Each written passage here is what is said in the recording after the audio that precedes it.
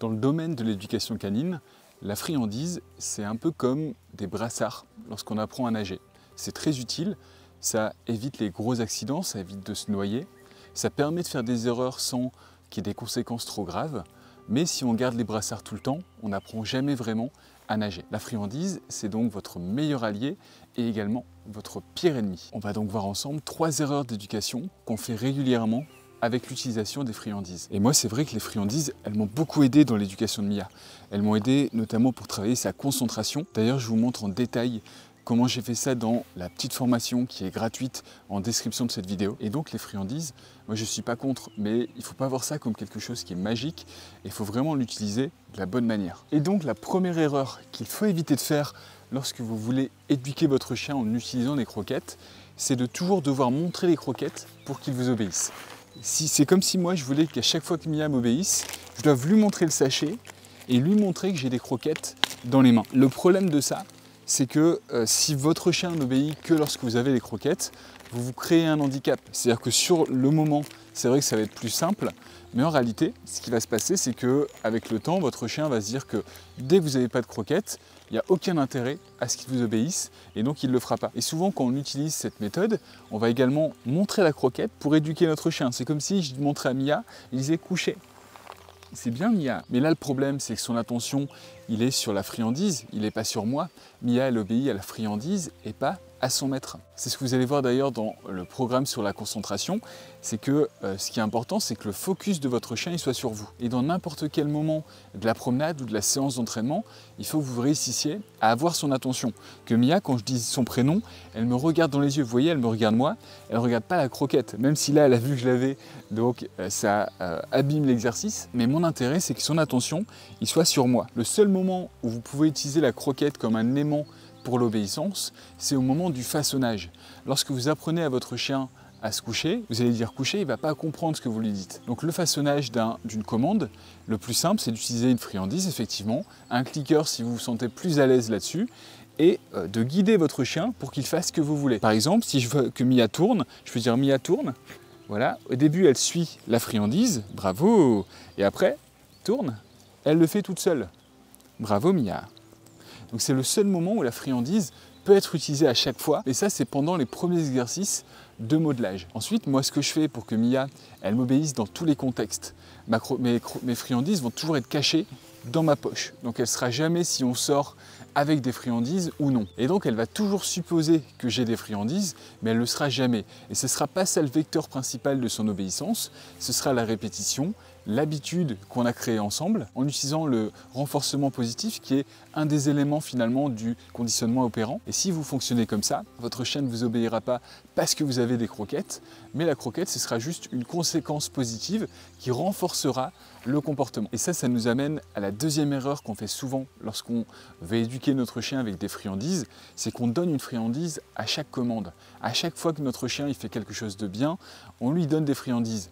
Le problème de ça, c'est que déjà, ça va, au lieu d'augmenter sa motivation, ça va baisser sa motivation. Parce qu'à la fin, ça ne deviendra plus quelque chose d'exceptionnel. Et en plus, si votre chien n'est pas particulièrement gourmand, ça ne sera pas suffisant pour le motiver. L'idéal, c'est que c'est l'obéissance en elle-même qui soit gratifiante pour le chien et pas simplement le retour qu'elle a avec la friandise. En plus de ça, vous risquez d'avoir un chien qui va être en surpoids parce qu'à chaque fois utiliser une friandise dès qu'il y a une commande qui est réalisée, votre chien, forcément, ça peut amener à du surpoids et des problèmes de santé. Et ce qu'il faut bien se dire, c'est que le jour où vous allez oublier une friandise parce que vous avez oublié de prendre le sachet ou qu'il n'y en a plus, votre chien, vous allez créer de l'incompréhension, de la frustration parce qu'il va vous dire que moi j'ai fait la commande que tu m'as demandé et tu ne m'as pas récompensé, je ne comprends pas. Avec le risque donc que votre chien, il ne vous obéisse pas s'il n'y a pas de friandise. Donc la solution à ça, c'est de ne pas récompenser votre chien à chaque commande, mais de le faire de manière aléatoire. Peut-être au bout d'une, 2, 3, 4, 5 commandes, voire plus. Donc ce que vous pouvez faire, c'est Mia, si je lui dis Mia, viens au milieu.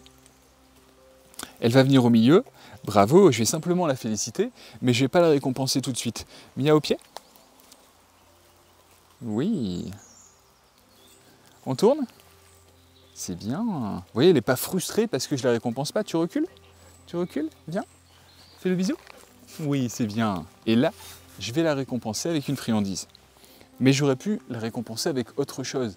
La friandise, ce n'est pas le seul élément qu'on peut utiliser pour l'éducation. Ça peut simplement être une caresse, ça peut être un bravo, ça peut être le fait de sortir, là je ne l'ai pas mais parfois j'ai la balle, si Mia a bien obéi, je vais sortir la balle et la lancer. Et du coup si vous faites ça, vous n'êtes pas contraire au principe du conditionnement opérant, puisque vous encouragez un bon comportement avec une récompense. Mais cette récompense, au lieu d'être une friandise, ça va être une félicitation ou n'importe quoi qui est positif pour votre chien. Et il ne faut pas oublier que la friandise, on a des chiens qui sont très gourmands, sur qui ça fonctionne très bien, et on a des chiens qui vont préférer avoir le frisbee pour le lancer, qui vont préférer avoir une balle, qui vont préférer aller courir et faire n'importe quoi, qu'uniquement avoir de la nourriture. Et moi je suis persuadé que c'est la pluralité des récompenses qui fait que Mia, elle m'obéit lorsque je lui demande. Hein, Mia. Donc ça c'est la deuxième erreur à ne pas faire, c'est de donner une friandise à chaque fois que vous réalisez une commande sur votre chien. Pour la troisième erreur, c'est une question de timing. Quand est-ce que vous utilisez la friandise? Alors je ne suis pas du tout un expert là-dedans et n'hésitez pas à me le mettre en commentaire si vous n'êtes pas trop d'accord avec ce que je vais dire. Mais pour moi la friandise, elle ne doit pas être donnée, enfin il y a un moment dans lequel elle doit être donnée au moment de la commande. Et si le timing il est si important, c'est pour la compréhension de notre chien et toujours dans cette idée d'être cohérent et régulier dans nos demandes. Si je dis à Mia, Mia, assis, au pied. Oui, bravo! Et je récompense. Est-ce que là j'ai bien récompensé mon chien? En réalité, pour moi non. Là ce que je lui ai appris, c'est que le fait de revenir vers moi simplement mérite une récompense. Alors que le bon timing, ça aurait été de faire Mia au pied. D'attendre qu'elle s'assoie. Bravo! Et là je récompense. Le timing il est primordial parce que ça peut tout changer dans le comportement de votre chien. On peut imager ça également avec cet exercice qui n'est pas très important, mais c'est surtout qu'il est visuellement bien compréhensible. Mia, tu fais la belle. Bravo! Là, je l'ai récompensé trop tôt pour moi, parce que ce que je veux, c'est qu'elle puisse tenir un peu plus longtemps. Mia, tu fais la belle? Oui! Et je récompense. Je ne sais pas si c'est très parlant pour vous, mais en fait cette notion de timing, elle est primordiale. Parce que cet exercice, la belle, il n'est pas important, mais imaginez que ce soit celui-là. Mia, au pied. Qu'est-ce qui fait qu'un exercice, il soit bien réalisé? C'est le temps d'exécution. Donc est-ce que Mia, si je l'appelle au pied, elle revient tout de suite ou elle met quelques secondes, ou la qualité de l'exécution. Donc si je dis à Mia, Mia au pied, là vous voyez, elle part tout de suite. Elle arrive tout de suite à s'asseoir, bravo! Là, à la limite, je la félicite, c'est très bien, bravo Mia! Et ça mérite une récompense. Par contre, si elle avait mis un peu de temps à arriver, peut-être que là, j'aurais pas récompensé et j'aurais fait refaire. Parce que pour moi, c'est aussi important d'être exigeant dans les commandes qu'on donne, parce que le rappel, il me sert à quoi? Il me sert également à la mettre en sécurité. Si demain je croise un animal sauvage, un autre chien ou un danger potentiel, quand je rappelle Mia au pied, ce que je veux vraiment, c'est que la rapidité d'exécution et l'exécution en elle-même, elle soit presque parfaite pour justement pouvoir l'attacher et la mettre en sécurité. Il y a des ordres qui sont moins importants. Si je dis à Mia, Mia tu tournes? Bravo! Là, c'est un ordre qui n'est pas très important, mais dans un souci de cohérence et pour qu'elle comprenne ce que je lui demande, je fais en sorte que les récompenses, elles n'arrivent que lorsque l'exercice est parfaitement réalisé. Après, nos chiens ne sont pas des robots. Parfois, je lui demande de s'asseoir. Si elle se couche, c'est pas très grave. Mais c'est surtout au niveau de la cohérence que c'est important. Donc c'est tout pour cette vidéo. Je vous remercie de l'avoir regardée. J'espère que ça n'a pas été trop confus et j'ai réussi à être compréhensible sur le principe de l'utilisation des friandises. Si vous voulez aller plus loin sur le sujet, je vous ai fait un fichier complet sur le clicker qui est en description également de la vidéo. Ça va vous aider à comprendre cette notion de timing de manière un peu plus précise, un peu plus travaillée. Moi, je vous remercie beaucoup d'avoir regardé cette vidéo.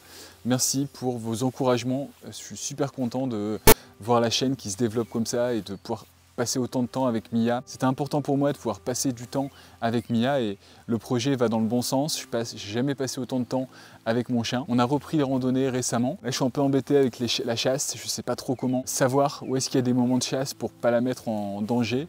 Mais je me demandais, est-ce que ça vous intéresse qu'on reprenne un peu le sujet des randonnées? J'avais déjà fait quelques vidéos sur le sujet. C'était un peu également le projet annexe de Sentier Canin de parler d'un de mes sujets de passion qui est la randonnée.